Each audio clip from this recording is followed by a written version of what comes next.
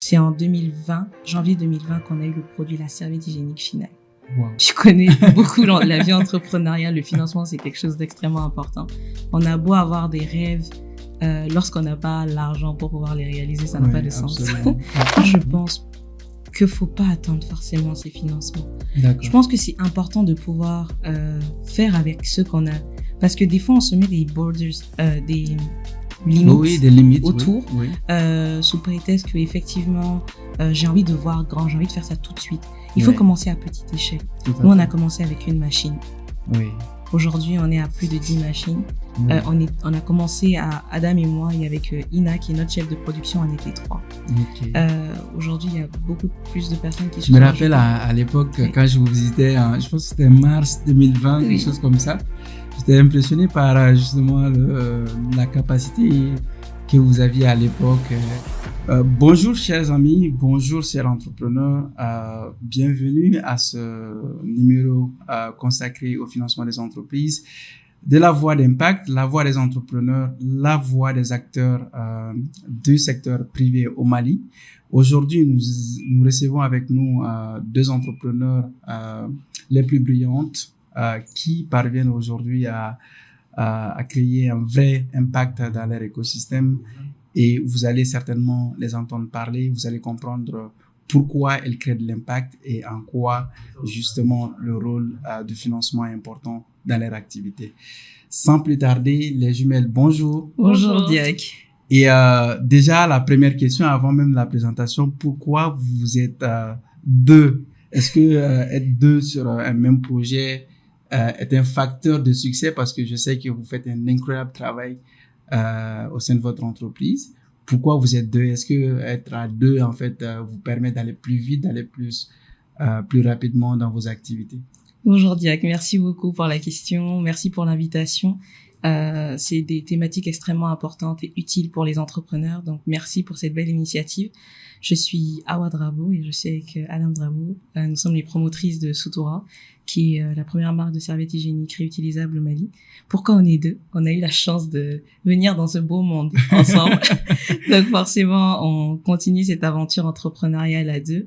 Et indéniablement, le plus gros avantage qu'on a, pourquoi on a décidé de le faire à 2, c'est qu'on a une énorme complémentarité. Adam, c'est celle qui a énormément de rigueur. Elle est très méthodique dans son travail. Et moi, je suis absolument pas méthodique. Mais j'ai cette chance de pouvoir... Hard worker. Voilà, c'est ça. Très rigoureuse. Et moi, c'est plutôt, l'innovation, la créativité. Donc, dans ce sens-là, on se complète et cela nous permet depuis 6 ans bientôt de pouvoir vivre ensemble cette vie entrepreneuriale de manière un peu plus pérenne. Wow. Est-ce vrai ce qu'elle dit? Totalement. Juste pour ajouter à ce qu'elle a dit, c'est vraiment que on a une complémentarité. Au-delà de ça, on a la même vision. On a la même vision de la vie, de nos projets. Donc du coup, le vivre ensemble, c'est un impact autant dans notre vie professionnelle que personnelle. Wow. Et c'est très inspirant ce que vous dites là. Qui me donne envie de continuer à vous poser des questions concernant ce que vous faites. Mais avant ça, je voudrais que vous m'expliquiez en mieux c'est quoi Soutoura, qu'est-ce que vous faites et comment est-ce que vous parvenez aujourd'hui à créer de l'impact. Alors Soutoura, en fait, c'est la première marque de serviettes hygiéniques réutilisables au Mali. On existe depuis juin 2019, comme Awa l'a dit. En fait, ce sont des serviettes hygiéniques qui peuvent être réutilisables en moyenne 150 fois. C'est une alternative aux serviettes hygiéniques jetables qui sont polluantes. Une serviette hygiénique jetable met plus de 500 ans à se biodégrader dans le sol et en plus ça coûte cher pour la bourse de la femme malienne lambda. Et c'est une autre alternative aux serviettes hygiéniques traditionnelles que la plupart des femmes utilisent, qu'on appelle traditionnellement les pogos, qui peuvent placer la femme dans ce qu'on appelle la précarité menstruelle. Elles peuvent être source d'infections, de fuites. Donc nous, on a vraiment essayé de ramener ce programme-là, ce projet-là, pour être plus proche des femmes, afin de leur permettre de vivre dignement leur période de menstru dans la dignité. Wow. Et l'impact qu'on essaye vraiment d'apporter, c'est de permettre à toutes les femmes d'avoir une solution locale dans leur quotidien, notamment pendant leur menstruation.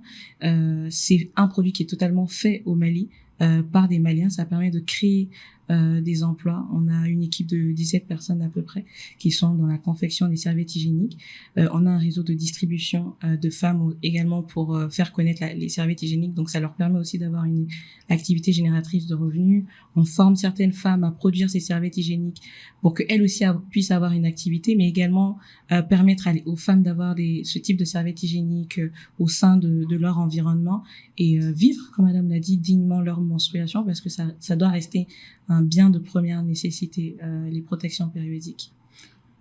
C'est incroyable ce que vous faites. Et est-ce que vous avez une idée du nombre de personnes que vous avez touchées à ce jour en termes d'impact? À ce jour, on a vendu près de 250 000 serviettes hygiéniques. On a sensibilisé près de 10 000 femmes. Wow. Ce qui est incroyable. La dernière fois, on était en train de faire les chiffres justement, et au fur et en fait, vraiment, l'entreprendre aussi, c'est beaucoup ça. On réalise pas d'abord l'impact, parce que pour nous, c'est être dans l'immédiat. Tout de suite, d'ici le mois prochain, j'ai envie de sensibiliser 100 personnes. Le mois prochain, 200 personnes. Donc, au fur et à mesure, on se rend compte que on a eu un impact significatif. Et aujourd'hui, le digital aussi nous permet de couvrir pas mal de personnes, notamment à travers des vidéos, des petites capsules pour donner des astuces sur comment bien entretenir sa serviette hygiénique, avoir une bonne hygiène menstruelle, ce genre de choses. Et c'est des choses qui aident, finalement. Wow. Non, mais c'est incroyable ce que vous êtes en train de faire, et à travers une étude, un rapport publié par l'UNFPA qui dit en Afrique, en fait, soutenir une femme, c'est comme soutenir une famille, et 250 000 serviettes produits réalisées, c'est comme en fait un soutien apporté à plus de 250 000 familles, et c'est vraiment incroyable ce que vous faites. Et aujourd'hui, quel est le rôle justement du financement dans cet impact que vous avez réalisé jusqu'ici? Et je suppose qu'à venir, en fait, vous avez des perspectives, et comment est-ce que vous évaluez l'impact financier dans ce que vous êtes en train de réaliser? Je pense que tu connais beaucoup la vie entrepreneuriale. Le financement, c'est quelque chose d'extrêmement important. On a beau avoir des rêves, lorsqu'on n'a pas l'argent pour pouvoir les réaliser, ça n'a pas de sens. Ouais. Donc, en fait, on a commencé, je vais laisser après Adam continuer là-dessus, mais on a vraiment commencé avec le système de la Love Money, avec l'argent de nos proches.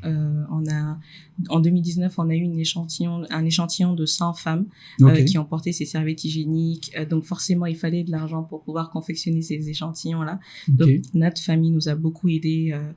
Sur ce plan, on a fait pas mal de serviettes hygiéniques, on a testé, on a repris. Et c'est la phase la plus compliquée, honnêtement, parce que pour avoir le bon produit final... Et ça vous a pris combien de temps pour pouvoir valider, comme on le dit dans le jargon d'entrepreneuriat, le MVP? Plus de 6 mois. On a commencé réellement en mars 2019, les échantillons. En juin, c'était beaucoup plus formel. Et c'est en janvier 2020, qu'on a eu le produit, la serviette hygiénique finale. Wow. Parce qu'il fallait, forcément, c'est périodique. Les femmes ont une fois leurs règles, forcément chaque 22, 23, 24, 25, 26, 27, 28 jours.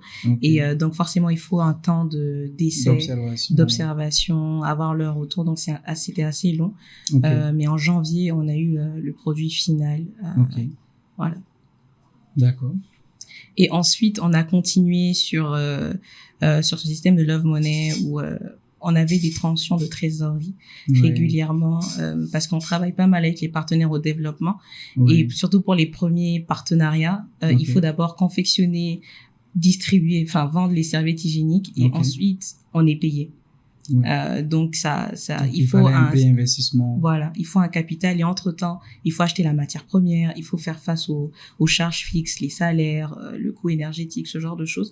Donc là-dessus, on faisait en sorte toujours de continuer avec ce système de Love Money et puis de faire de l'épargne en fonction des bénéfices qu'on avait reçus sur les premières commandes. Donc au bout d'un moment quand même, réellement, on a eu une tension de trésorerie. Et en 2022, on a eu la chance d'être approché par le programme IPAS. Adam peut en parler plus en détail. Donc du coup, comme elle a dit, on a été vraiment approchés par Aïcha Aïdara qui travaillait à l'époque pour Zira Capital. Donc en fait, c'était un fonds d'amorçage qu'on mettait à disposition et après il y avait un accompagnement technique, notamment sur la communication, la production, l'aspect juridique, la comptabilité. Donc en fait, quand on nous a approchés, nous on n'était pas du tout préparés à ce financement-là. Donc, on avait certes des réussites, mais on n'avait pas vraiment cette démarche méthodique pour archiver nos réussites, les mettre en avant, avoir un business model vraiment clair qui peut être séduisant. Donc, avec Aïcha, bien heureusement, elle a vraiment été patiente et nous a aidé à constituer ce dossier-là. Et d'ailleurs, c'est un des grands avantages des incubateurs comme Impact Hub qui vraiment accompagne les jeunes dans cette dynamique-là et ne pas avoir la difficulté que nous, on a eu au début de ce financement-là. Donc après, ça a été octroyé parce qu'on a réussi petit à petit à reconstituer toutes nos réussites. Et donc, on a eu un fonds d'amorçage et on a eu un accompagnement technique. Et cet accompagnement a vraiment été un réel catalyseur en fait pour notre entreprise parce que de 2022 quand on a reçu le fonds à 2024 on a enregistré une croissance moyenne de 110%. Donc du coup il y a une réelle réussite parce que on a pu d'abord avoir un capital pour acheter des machines, acheter de la matière première, mais aussi nous aussi en tant qu'entrepreneurs d'avoir confiance en nous. On nous a fait confiance, donc la santé mentale était vraiment au plus haut. Donc ça a été une vraie réussite pour nous et on a réussi à rembourser le fonds d'amorçage avec 4-5 mois d'avance. Wow. Donc, je retiens beaucoup de choses de ce que vous venez de dire et essentiellement, je retiens le démarrage de vos activités par vos propres moyens, avec le soutien de vos proches, de vos réseaux, comme vous venez de l'évoquer, grâce au Love Money, qui est une alternative de financement aujourd'hui très prisée dans notre contexte. Et le Mali étant un pays très social, je pense que cette aide et cet appui informel en fait est très connu dans notre réalité. Deuxième chose, je retiens également que c'est au bout de 2 ans que spécifiquement vous avez été approché, ça m'a pas échappé. Donc, ce qui veut dire que vous n'aviez pas besoin d'aller chercher du financement et du moment où vous avez fait vos preuves au bout de 2 ans, vous avez été approché en fait par un fonds d'investissement pour pouvoir en fait continuer à vous appuyer. Donc, ce qui veut dire tout simplement que souvent quand on est dans les bonnes conditions, on n'a pas besoin, n'est-ce pas, d'aller chercher le financement, mais ce sont les acteurs qui viennent nous aider à continuer à avancer. Et je retiens à la fin que cet appui vous a permis en fait d'aller au-delà de ce que vous faites, de multiplier à 110% votre capacité opérationnelle et de vente qui est incroyable.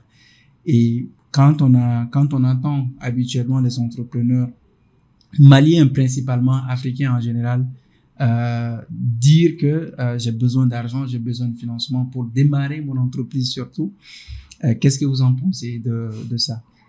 Moi, je pense que c'est très important d'avoir un projet qui est déjà préétabli. Où on a déjà des réussites. Parce que, ou avoir un projet vraiment innovant. Quand on veut un financement au début, il faut vraiment avoir un projet solide avant d'avoir le financement, à mon sens. Moi, je pense qu'il faut pas attendre forcément ces financements. Je pense que c'est important de pouvoir faire avec ce qu'on a.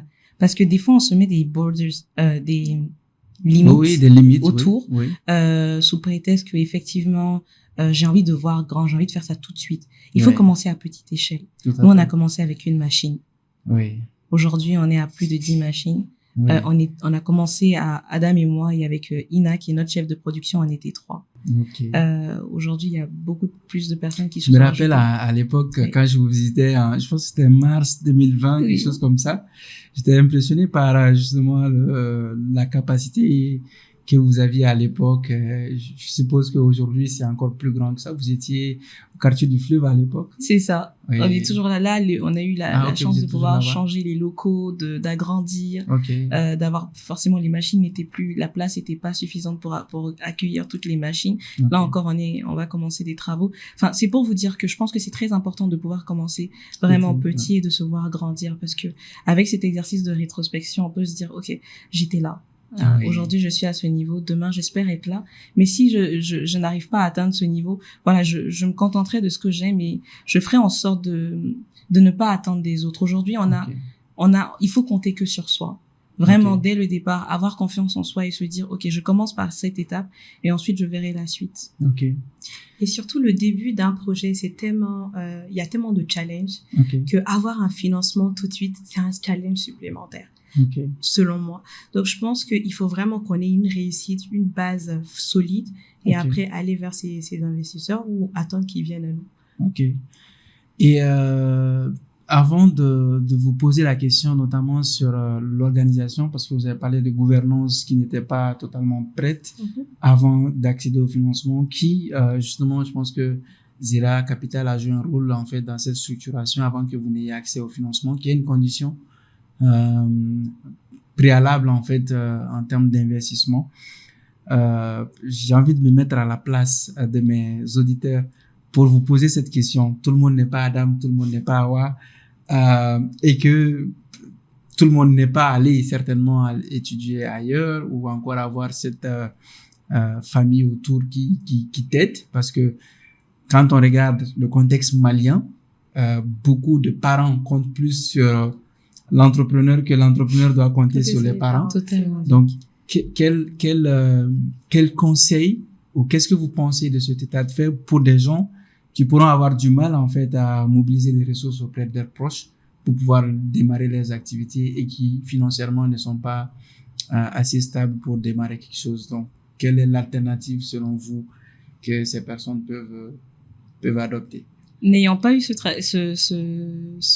chemin toutes les deux, mais je pense que des structures comme Impact Hub peuvent véritablement aider, peuvent diriger, peuvent aiguiller.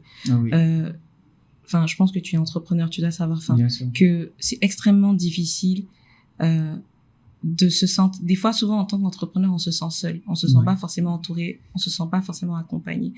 Et je pense que Zera Capital a été vraiment une bénédiction pour nous dans ce sens, c'est qu'au-delà de l'accès à ces financements là, c'est vraiment cet accompagnement, ces conseils qui allaient au-delà du financement à proprement dit. Mais donc des structures comme Impact Hub, moi je suis persuadée, peuvent justement aider à se dire ok, aller ayez cette trajectoire, ayez cette direction, et ça peut vraiment aider pour avoir des informations. Aujourd'hui, le digital également peut faciliter certaines connexions qui, en temps normal, ne sont pas toujours accessibles. Donc, c'est des outils qu'il faut utiliser et qui peuvent, à mon sens, pour aider les entrepreneurs qui n'ont pas toutes ces facilités-là.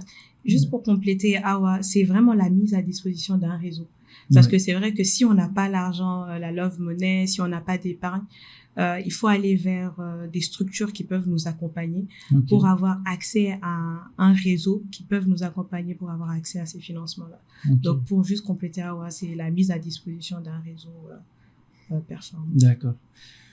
Et donc, je reviens à ma question, notamment concernant les difficultés, les contraintes en fait d'accès au financement. Et vous avez évoqué la contrainte liée à la gouvernance, à l'organisation et à la formalisation. Selon vous, quelles sont les contraintes que les entrepreneurs ont aujourd'hui pour pouvoir accéder au financement? Les contraintes qui dépendent de l'entrepreneur et peut-être qui sont imposées par l'écosystème aussi. Moi, je pense que la plus grande contrainte, c'est la méconnaissance. On ne sait pas comment aller chercher. En tout cas, pour mon cas, c'était ça vraiment. On sait pas comment aller chercher ces financements-là. Et on sait pas aussi comment constituer ces dossiers de financement. Comment pitcher, comment convaincre un investisseur.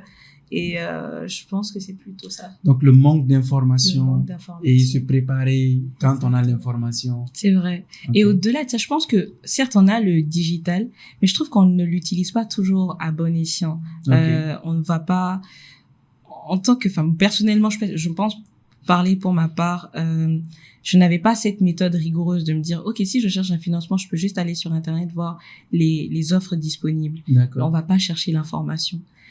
Donc, je pense que c'est important d'avoir cette rigueur de se dire, je vais chercher l'information et peut-être que là, je pourrais trouver des solutions à travers le digital. D'accord. Si vous venez de nous rejoindre sur ce podcast, nous parlons de financement, nous parlons du quotidien des entrepreneurs au Mali. Et les contraintes, elles viennent d'être brossées par nos entrepreneurs. Restez à l'écoute parce que nous aurons très bientôt, tout de suite là, avec nous, un expert qui va justement parler qui va répondre éventuellement à ces contraintes et qui va nous donner des astuces pouvant aider les entrepreneurs à faire face à ça. Mais avant de recevoir notre expert financier sur les contraintes, selon vous, quelles sont les perspectives? Je pense que vous en avez parlé de beaucoup de choses, mais selon vous, quels sont les autres éléments, les autres perspectives, orientations qu'on peut retenir ou que les entrepreneurs doivent adopter pour optimiser leurs chances d'accéder au financement? C'est vraiment se préparer. Adam l'a répété pas mal de fois, c'est vraiment essayer de catalyser toutes les réussites. C'est la première étape. Et ensuite, brosser un peu, faire un benchmarking des partenaires qui peuvent être disponibles, qui peuvent nous aider, monter une stratégie. On a souvent peur des banques, par exemple, mais je pense que en se rapprochant d'elles, on peut beaucoup plus être rassuré et se dire, OK, il y a ces fonds-là qui sont peut-être disponibles, peut-être les taux ne sont pas très très élevés, je peux peut-être m'embarquer dans ça peut un peu démystifier cette peur qu'on a des banques. Les programmes comme le programme IPAS que nous avons pu avoir c'est des informations qui sont disponibles auprès de structures comme Impact Up. Donc vraiment aller vers ces structures-là pour connaître toutes ces informations et pouvoir se former. Parce que aussi, en tant qu'entrepreneur, je pense que la formation, elle est continuelle. Il est important de se garder à niveau pour être à la hauteur. Parce que vu comment le monde va très vite, l'innovation est très rapide, il faut être à jour. Quoi. Voilà. Il faut se mettre à niveau, se mettre à jour. Très important. Et moi, c'est vraiment aller à la recherche de l'information. Avoir un dossier qui est structuré, qui est séduisant et qui est aussi réaliste. Parce que des fois, on présente des projets, on sait très bien que ça va pas passer, mais pourtant, on les présente juste pour avoir l'argent. Et donc, du coup, il faut avoir des projets séduisants, réalistes, selon moi. Donc, pour résumer, je pense que vous avez parlé d'accès à l'information. C'est le point de départ. Je pense que pour envisager quoi que ce soit, il faut d'abord avoir accès à l'information. Il faut, une fois qu'on a l'information, brosser, faire un catalogue en fonction de nos besoins, en fonction du niveau de l'entreprise. Qu'est-ce qui peut être pertinent pour moi? Qu'est-ce qui peut être important pour moi? Et sur quoi il faut y aller? Parce que ce n'est pas toutes les informations qui sont utilisables tout de suite pour l'entrepreneur. Et une fois qu'on identifie l'information qui peut être importante ou pertinente pour nous, il faut se préparer. Donc, s'aligner avec tout ce qui est demandé ou tout ce qui est conditions d'accès à ce financement. Et ces conditions d'accès, vous avez parlé, parmi les conditions, il faut se mettre à niveau. Je pense que ça, c'est le préalable et c'est quelque chose que les investisseurs regardent beaucoup. Quand on parle de due diligence, que vous avez certainement dû faire avec Aïcha, que je salue ici, c'est extrêmement important. L'entrepreneur qui est derrière le projet, c'est la deuxième règle ou c'est le deuxième élément qu'on regarde en tant qu'investisseur, parce qu'il faut qu'on sache à qui on donne notre argent. Donc, l'entrepreneur doit maîtriser son sujet, doit se mettre à niveau. Et vous avez également parlé du fait que le projet doit être bon. Donc, il faut qu'on ait des projets innovants, il faut qu'on ait des projets qui sont viables surtout, qui sont pérennes et qu'on ait des projets surtout qui répondent aux besoins d'un marché. Et ce marché, il faut qu'on le maîtrise aussi. Donc, ils font partie de cette deuxième partie de préparation côté entreprise. Et vous avez également parlé de certains éléments qui me semblent importants à réévoquer ici. Ça, c'est surtout en fait les trends. Ça, c'est les trends. C'est extrêmement important de faire ses preuves et de mettre en avant en fait justement ce qu'on a réalisé jusqu'ici, parce que ça conforte les investisseurs, les banques et ceux qui pourront vous donner leur argent, de savoir que il a déjà réalisé ou elle a déjà réalisé quelque chose, donc ça sera plus intéressant qu'on l'aide à avancer plus loin. Donc c'est toujours plus intéressant d'accompagner quelqu'un qui a déjà commencé un trajet que de l'inciter à se lever et encore à commencer.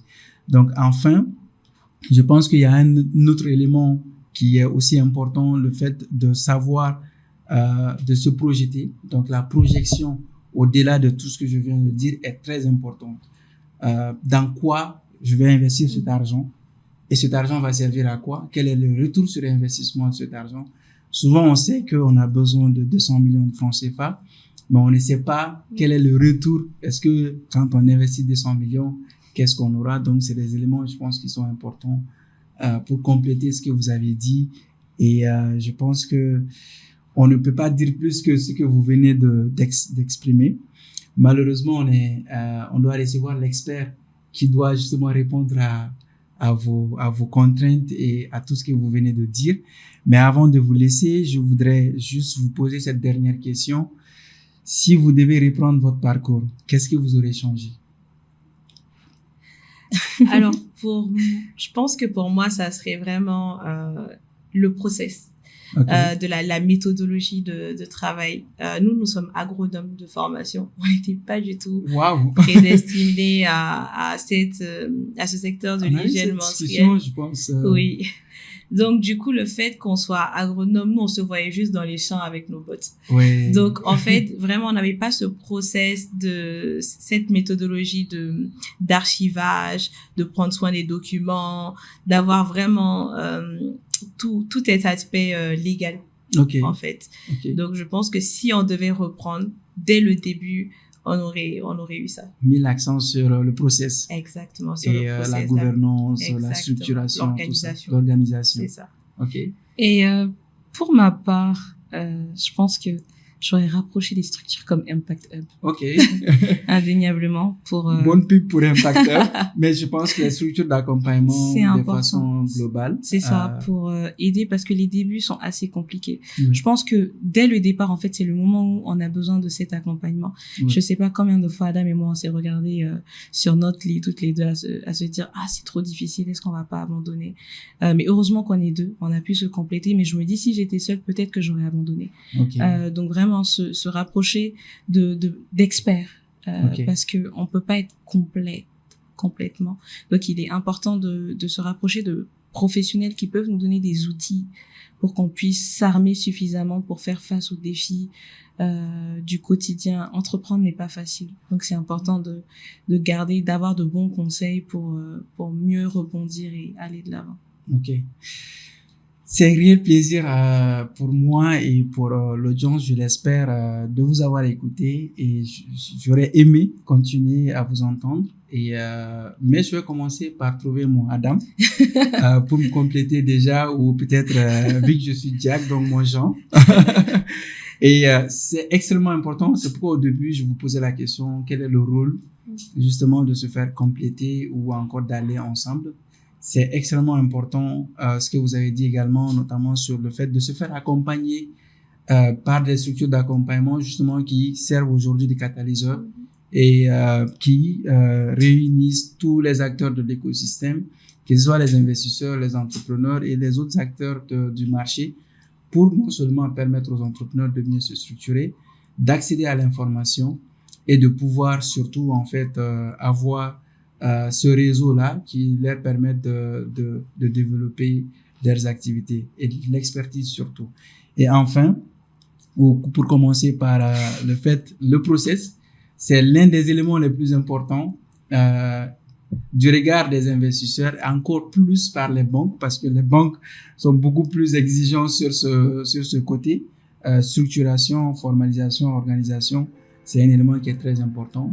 Et je pense que c'est des conseils que nous allons garder précieusement.